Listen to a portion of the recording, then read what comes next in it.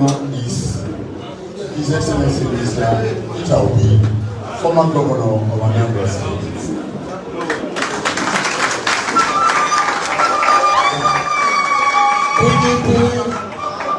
A very highly educated gentleman, a man that season and providence has put together for this particular season. He is a graduate of the University of Nigeria, Nsukka. He is an alumni of Lagos Business School. After that, he's been an alumni of most of the most distinguished and celebrated postgraduate schools in the world. He is an alumni of Harvard University, a scholar of Kelops. He is also an alumni of some of the best universities in Sweden and in France. He is an alumni of two of the greatest universities in the world, Oxford and Cambridge. He is the chairman of our SEC, the Nigerian National Security Exchange Commission. He is also been the chairman, chief executive, or director of 11 publicly quoted companies in Nigeria. All of which, including 2 banks, all of which he ran very well. As governor of Anambra State, you all know who this man was. This is the man that put a record that is yet to be met in the country till today. There's no living or dead former governor that has ever left the amount of money that he left when he completed his term in Anambra State.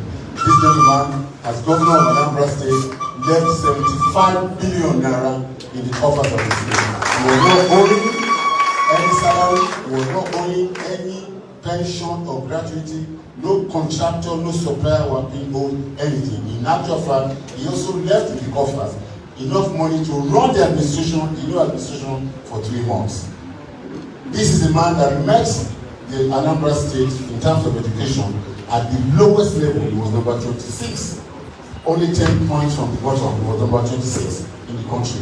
He told the people of Anambra, I will take this state to number 1. By the time he was handing over, he distinguished Mr. Nero, Mr. Chairman. He accomplished that. Anambra State became number 1 in the federation. Please let me permit you to introduce His Excellency Peter Obi.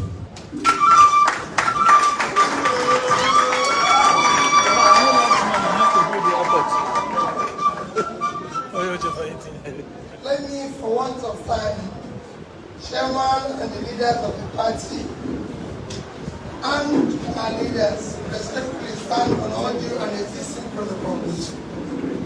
Chairman, let me most sincerely apologize. We're supposed to be here by 3 or 4. Due to aviation fuel and everything, that made it impossible for us to be here much earlier. So I sincerely apologize, Chairman, to you, your team, and the delegates that are here. Mine will be equally a short one because we were told that the airport closed at a particular time. We were just, it's actually supposed to be closed by now. We only gave up about 20 minutes. But I'm going to try to be able to explain to you. Whatever I'm going to tell you here, you don't already know. Because Benue is one of those states today that is going through the host of difficulties. We now live in a Nigeria or in a country where the only thing you hear every day is sad news. There's no good news from Nigeria. All you hear now is sad news. Every morning you wake up in Nigeria, it is killing, it is kidnapping, it is one form of criminality or the other. That is what we hear in Nigeria every day now. We now live in a country where every day that we wake up, yesterday was 55 days after. There was kidnapping in this area. It was kidnapping. Benue, for example, I used to drive from Nsukka to Makurdi as often as I can as a student, because then we used to come for functions at the Air Force Base. Today, it's not easy to drive it because, not just because the road is not good, there's kidnapping everywhere. including villages I got to go. They don't kidnap now. I have a lot of friends around here. My dear people, it is a crisis. Our farmers today can't go to the farm. People can't go back to their villages. You can't drive around Nigeria again. From Abuja, you can't come to Benue by road. People will be telling you, be careful. From Abuja, you can't go to Canada by road. You can't use train. You can't go by air. You can't go from Abuja to Mina by road. Everywhere you want to go, people say to you, don't go. You must fly. It is a crisis situation. And everybody is asking the question, how did we get here? All of us are worried. Is this how our children are going to live? How did we get here? We got here by cumulative effect of leadership failure over the years. It is those people who refuse to invest in education, those people who refuse to care for, have suddenly become our problem. We're here because of thousands of our young people doing nothing. Nigeria today has 100 million people living in poverty. 100 million. You are saying so. Nigeria has more people living in poverty today than the two most populous nations in the world, China and India put together. We have more people living in poverty. Today in Nigeria, we have one of the highest unemployment rates in the world. 35%, when you put it with unemployment, you have a total of 55%, out of which 70% of them are young ones in their productive age doing nothing. Parents now they pay their children's school fees, try to train their children, only for them to grow up and be at home. There's no means of livelihood. There are several young people out of school and everything. And we think it's normal. It is not normal. Our infrastructures are failing. Our states are collapsing. People can no longer buy food in Nigeria. It's now becoming impossible for families to eat because their income can no longer feed them. And that is the crisis families and everybody are facing today. And we're keeping quiet. What still, our governments are owing. Every local government, state, federal government is now owing a lot of money. And when you ask what they use the money for, everybody says it's for capital project. Where is the capital project in the federal? You don't see any. At least if there's the capital project, there would have been a road from Enugu to Makodi. That road is just barely about 230 kilometers of road, which would have cost federal government of Nigeria more than 100 billion. And if you check the amount that is being owed today, you can find out that Benue and Enugu could have benefited from that. At least one of us and the left government. The total debt owed by Nigeria is 3 trillion. Today we are owing 58 trillion. So they added 55 trillion to that without anything to show for it.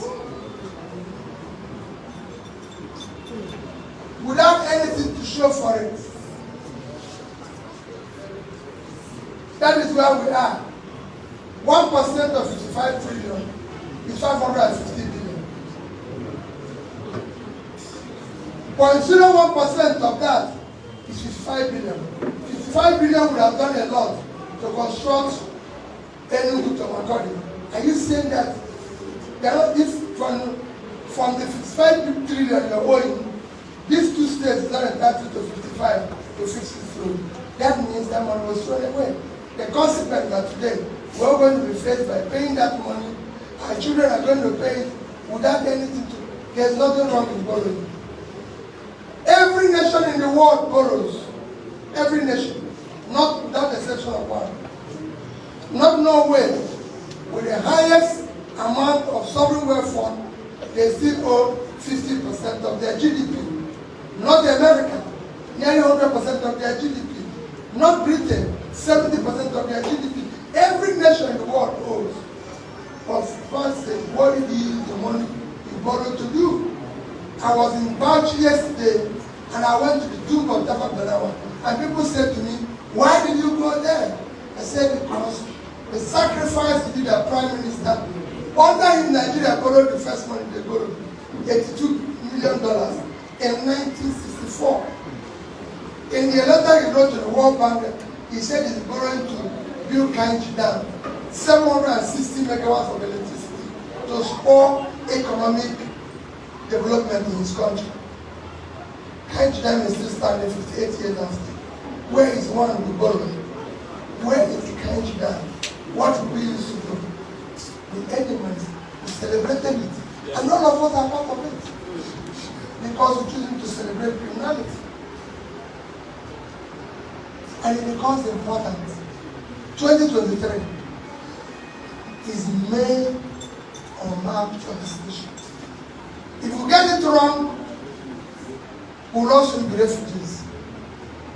And none of you can afford to be refugees. You're already on the verge of it. It's a critical election. We can no longer, nobody sleeps with two eyes closed today in Nigeria. Nobody walks around. None of you is happy. Anybody who says that is happy in this country today, there's something wrong with him. No matter how comfortable you are, no matter how rich you are, and the list goes on and on. Other countries of the world have borrowed money, but what they use the money to do is what is different from Nigeria. I go around every day and I use countries upon countries, but because of large population, I always tell people about Bangladesh. What they used to learn to do in 2010, I was in Bangladesh.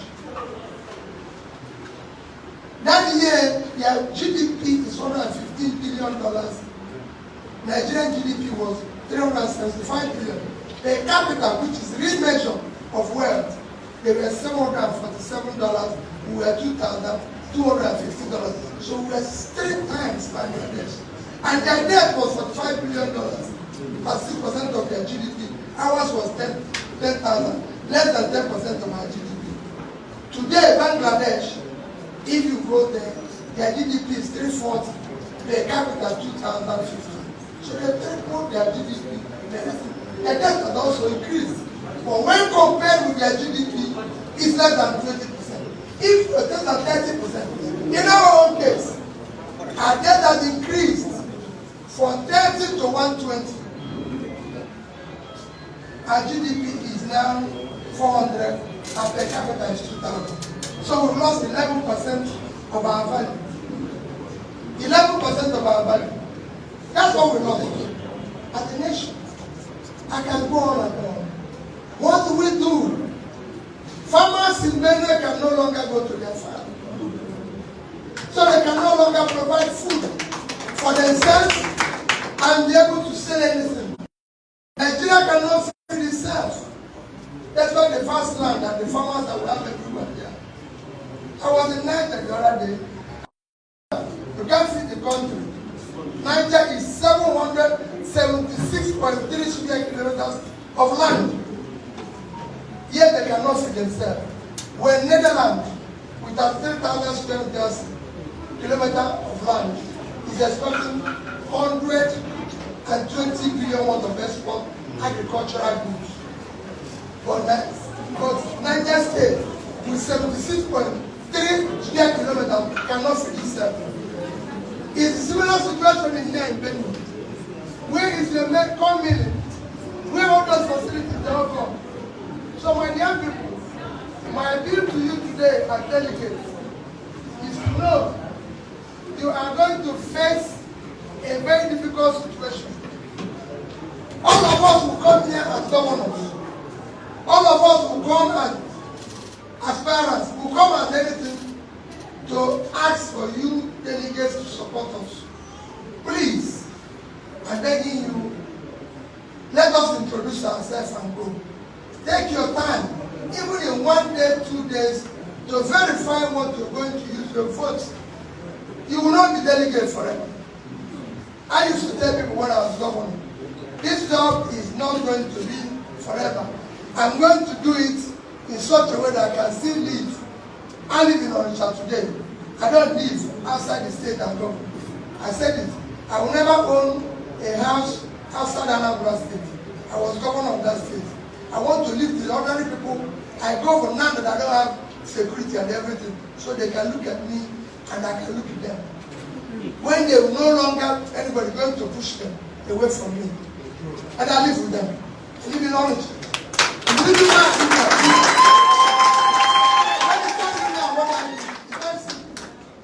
It's not about the education, it's not about my background, it's not what I live in the state. Go and verify what happened in that state when I was governor.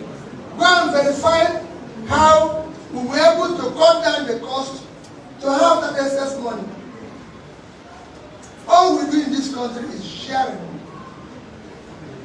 Nothing else. All I want to do is to move this country from sharing consumption to production.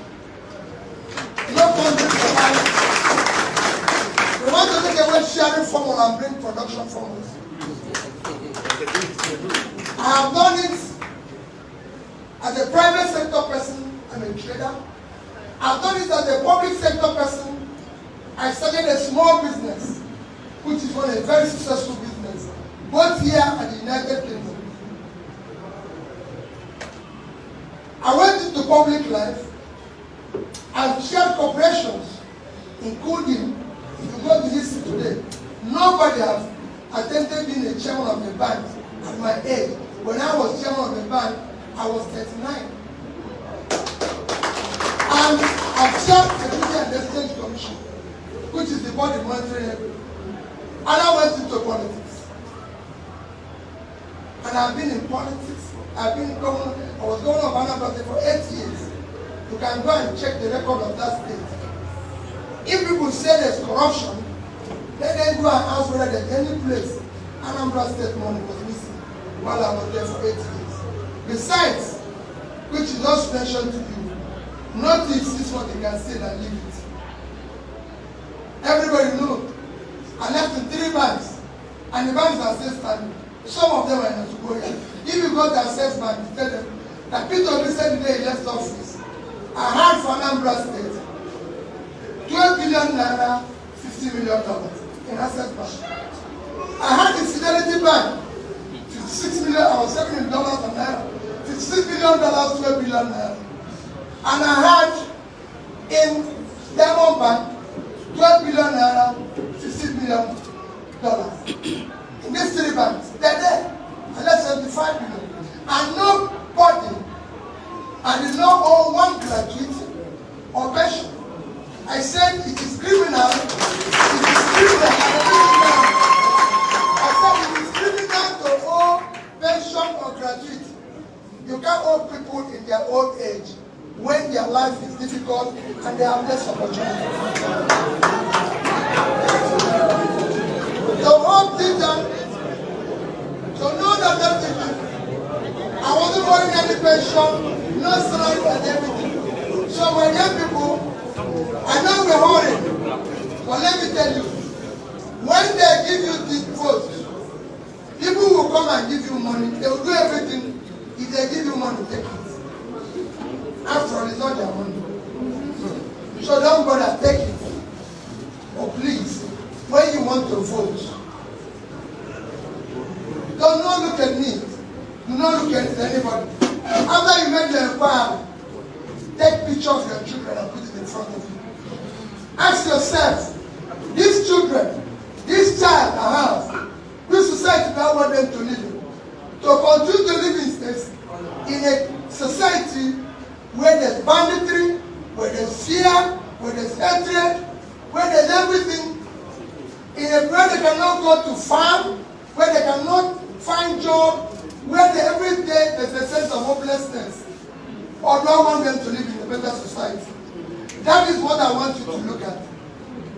That society you are using today for helping to this today will take his revenge on your children and grandchildren. God bless you.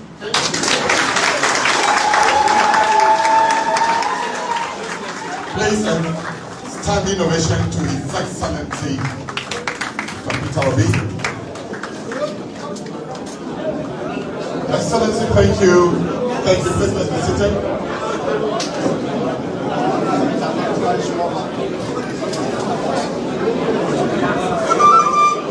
Excellency, permit me to introduce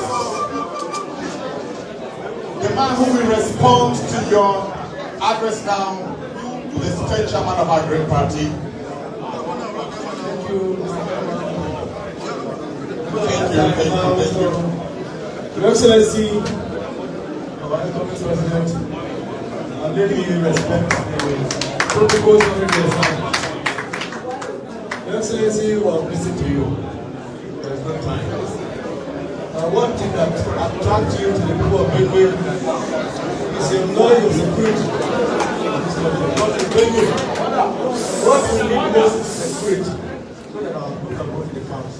This you have at the tip of your hand. And we know your capacity and your sagacity to lead this country. But one other thing that will attract you to us is your simplicity. You are a very simple man. There was a time I was traveling to London and I met you on the train. And I was expecting that you would go and sit at first class. But you sat with us at business class. You may not recall, but I recall. And for a governor to have given his phone number to all secondary school class prefects shows how simple you are. I listened to your program on radio. And you don't need to say much here. We wish you well. God bless you. Thank you very much.